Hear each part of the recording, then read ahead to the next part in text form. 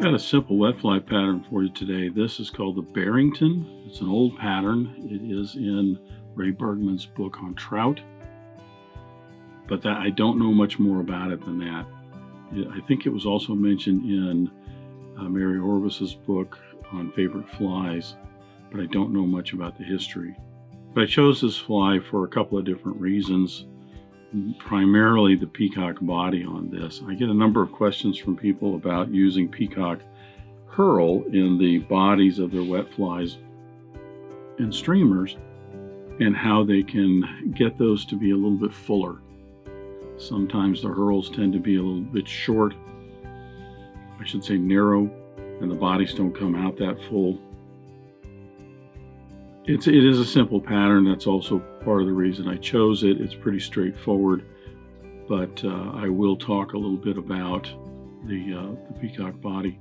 On top of that, there's there's a tag on this and a rib, but no tail. And there's a couple of different ways that you can apply a tip and a rib on a wet fly like this, and I'm going to show you one of those ways today. So that's the Barrington. I'll go ahead and get started.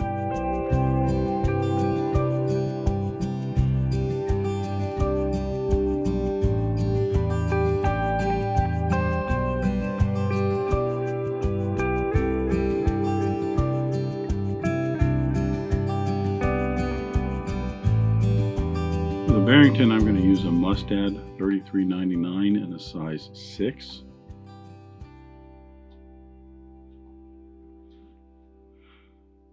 Because the body of the Barrington is all Peacock Herl, I don't have to be concerned with darkening up any floss. So I'm just using a black thread throughout the fly. I'm going to attach my thread about an eye length behind the eye of the hook and run it down to somewhere in between the point and the barb. Now, there's a couple of different ways you could do the tip and the rib on the Barrington.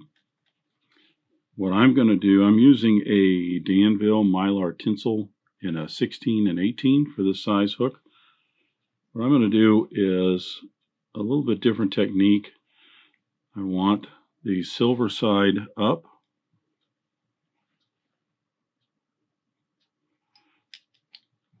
I'm going to wrap that in, advancing my thread back forward just a little bit.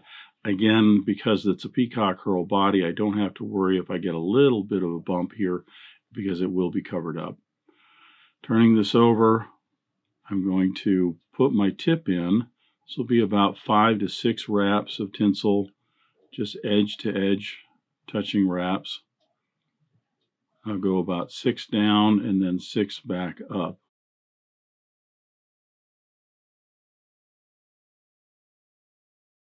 When I get back up, I'm going to attach it so that my tinsel is right on the bottom of the shank of the hook. And as the thread comes over it, I'm going to pull the tinsel straight forward so it is along the shank of the hook. Then I'm going to advance my thread forward in a little bit of some open wraps to secure that down. Bring my thread back down. This is one way you can get away with doing the tip and then the rib without actually cutting it and then reapplying the rib material. I'm going to flip this over so that the silver side is up, and then just wrap my thread right over the tinsel, keeping the silver side up on the underside, and now this is ready for the rib. For the body of the Barrington, it is just Peacock Herl. I'm actually using some Herls that are up close to the eye here. There is a supplemental video that I'm going to be putting out in a couple of days on working with Peacock Herl, and it talks about the difference between using Herls right off of a full-length feather versus some strung Herl, and then how you can also get these to seem a little bit fuller in case they're kind of smashed up a little bit. But for now, I've just taken about 6 or 7 Herls from just below the eye. I want to match the tips up on those. And the reason that I'm using these by the tips is because the tips are going to be finer. And that will give me a little bit of a tapered body. I want it a little bit, either I want it all nice and even along the length of the body, or I like it a little bit narrower back here and broader up towards the head of the fly. I'm going to snip off the very tips so that they're all nice and even. I'm going to tie this in so that it's the length of the body. A little bit more wax on my thread. I'll wrap forward. I, again, don't have to be that concerned about touching turns for the underbody or when wrapping this down, because the Herl will mask over anything. I'm not that concerned about a nice smooth body. I'm done. I want my thread about an eye length behind the eye of the hook. Now this is part of the reason I chose the Barrington, is because there's a number of wet flies that do use Peacock Herl for the body material. However, on larger size hooks, it can be difficult to get a more pronounced or at least what appears to be a fuller body on the fly, because of the fact that Peacock Herl, the barbules on the Peacock Herl are only so wide. But this is an interesting technique that you can use to make the body a little more dense, as well as make it a little bit wider so it has a little bit bigger profile. What I'm doing, I've got about 7, in this case 8 Herls that I've tied in. I'm going to leave 3 of them unwrapped right at the moment, and I'm taking these 5 and I'm going to start wrapping these in. Now be careful when you're wrapping in. You don't want to grab these and then as you come around slide your fingers out, because you can strip some of those barbules off. Just wrap these forward right in front of each other. This gives you, because these Herls up by the eye are a little bit thicker, it gives you a little bit bushier body.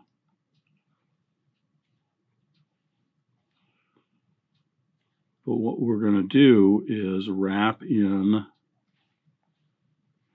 these other 3 on top, and that will make the overall body a little bit thicker, especially for this little bit larger sized hook. A little more wax on my thread.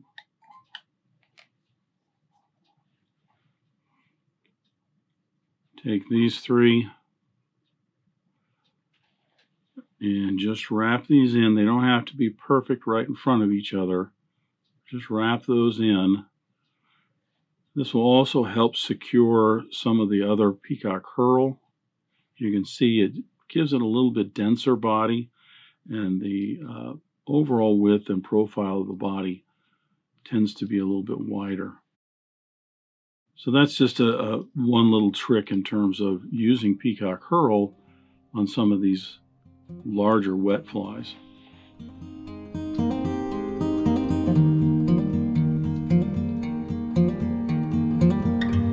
Now I'll take my rib, flip it to the gold side up, and put in 5 evenly spaced wraps.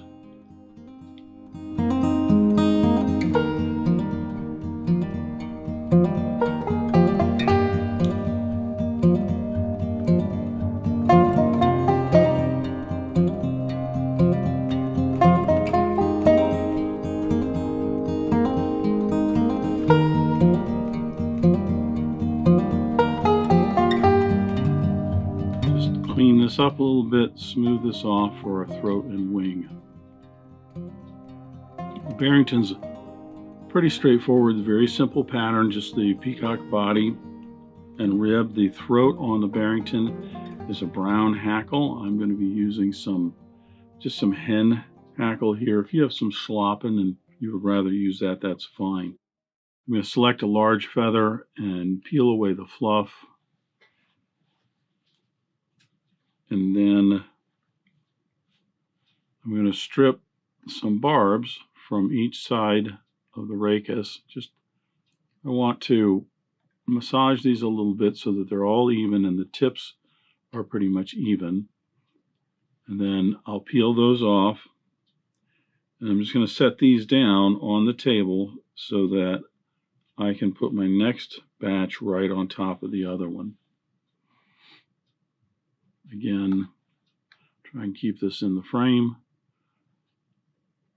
I want to get these perpendicular to the rachis so that the tips are even. Even when you have them in your hand right here, you can massage these to get those barbules hooking back together a little bit if you want. Keep those tips fairly even. I'll place those on top of my other patch.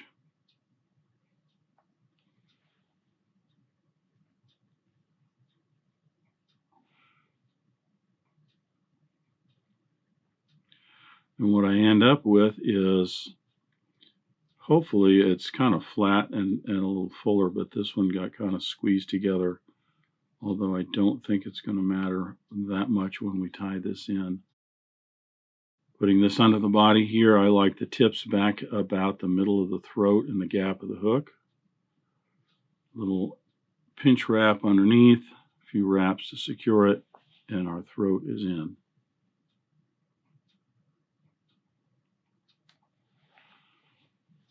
Trim away the excess.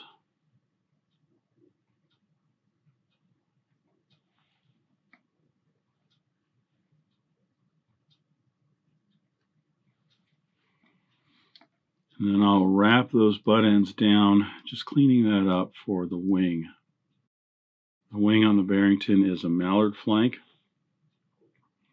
similar to the King of the Waters that I did. You can use the same technique for the wing if you want. If you would rather use some bronze mallard so that you have a little bit nicer wing, that's fine too. I'm going to take this feather here. It's pretty full, stripping away some of the shorter fluff here.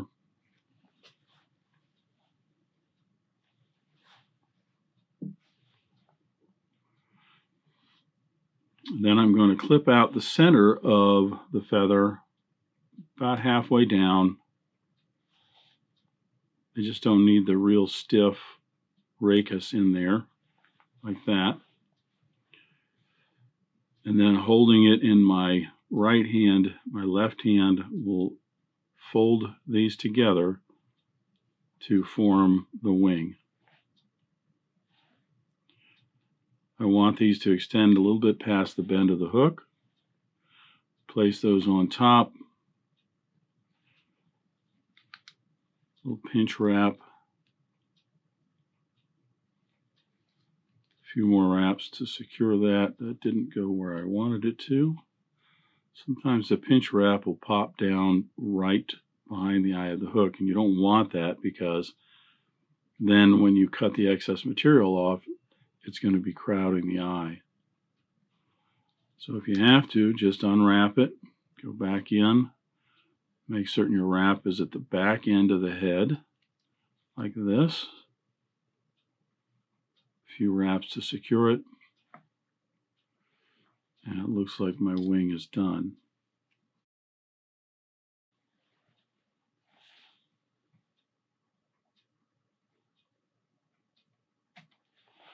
Trim away the excess. Bring my thread up behind the eye of the hook. Start working my way backwards, covering up and lashing down all the butt ends there to just clean that up. And really, you only need enough wraps for the head so that you have a nice transition down to the eye and that all those butt ends are all secured. I'll flatten out my thread for the whip finish.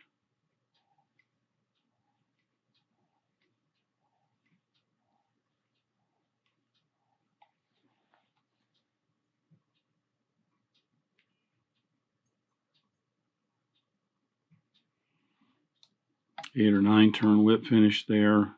That will smooth the head off a little bit. Even though I'm putting some lacquer on this to really smooth the head off, at least that gives me a nice little foundation for it.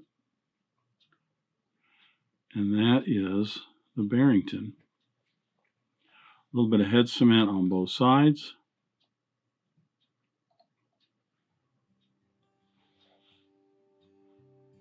And as I said, I'll come back in a moment and put in a couple coats of lacquer on the head so it will look as good as it does now with the head cement not quite soaked in and dried yet.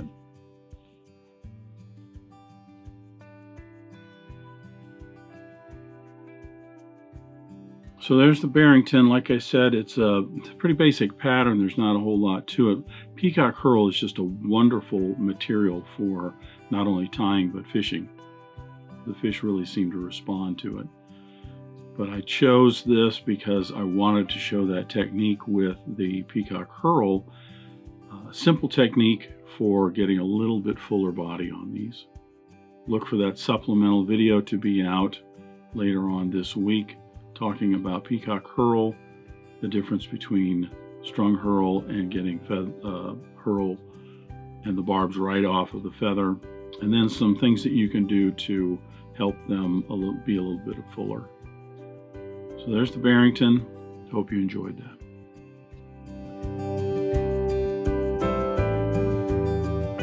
Thanks for joining me at Devise today. I hope you learned at least a new pattern, if not a new technique, maybe a tip or trick here and there. If you have any questions about this fly or any of the techniques used in constructing this pattern, please leave them in the comments section down below. If you go to the trouble to ask a question, I'll go to the trouble to answer it. If you'd like to help dressed irons, please share this video with your friends and anybody you think that might enjoy this pattern.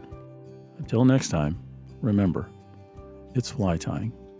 If you're not having fun, then you're doing it wrong.